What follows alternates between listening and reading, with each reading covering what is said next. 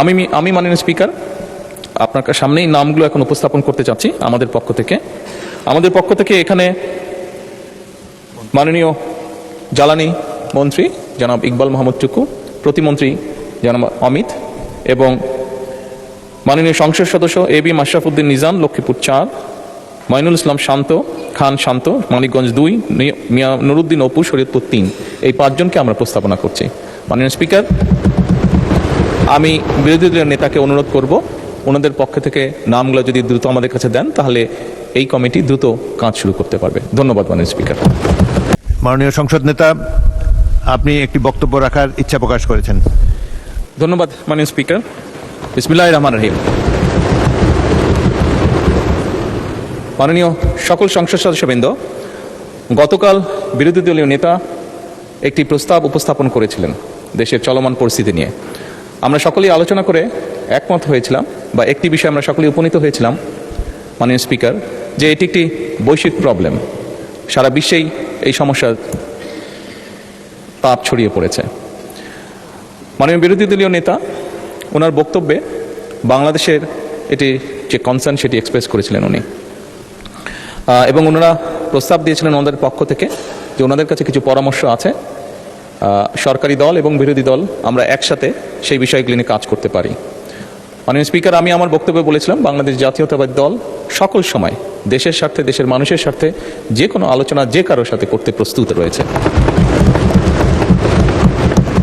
তারই প্রেক্ষাপটে মাননীয় স্পিকার, আমরা সিদ্ধান্ত গ্রহণ করেছি যে আমরা আমাদের পক্ষ থেকে 5 সদস্যের একটি কমিটি গঠন করছি। আমি আপনার মাধ্যমে বিরোধী দলীয় নেতা এবং বিরোধী দলকে অনুরোধ করব ওনারাও যদি 5 জনের নাম দেন তাহলে এই 10 জন ব্যক্তি বসে এই বিষয়গুলোর উপর আলোচনা করতে পারে। কোনো পরামর্শ থাকলে এই কমিটির মাধ্যমে সেটি সরকারের কাছেও আসলো এবং সরকার সেটার মধ্যে কোনো বাস্তবতা থাকলে অবশ্যই সেটি কার্যকর করার উদ্যোগ গ্রহণ করবে।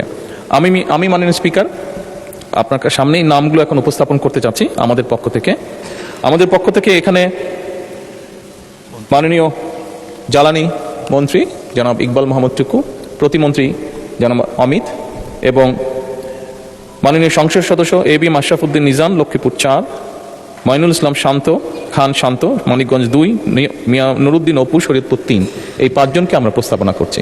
মাননীয় স্পিকার, আমি বিরোধী দলের নেতাকে অনুরোধ করব ওনাদের পক্ষ থেকে নামগুলো যদি দ্রুত আমাদের কাছে দেন তাহলে এই কমিটি দ্রুত কাজ শুরু করতে পারবে। ধন্যবাদ মাননীয় স্পিকার।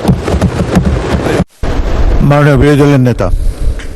মাননীয় স্পিকার, আপনাকে ধন্যবাদ। মাননীয় প্রধানমন্ত্রীকেও ধন্যবাদ বিষয়টাকে ইতিবাচকভাবে নেওয়ার জন্য।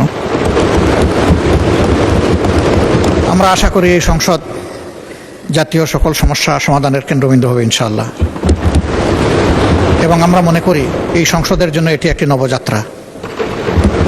এটাকে আমি সাধুবাদ জানাই এবং আমরা শীঘ্রই ইনশাআল্লাহ নামগুলা পেশ করব। ধন্যবাদ সবাইকে।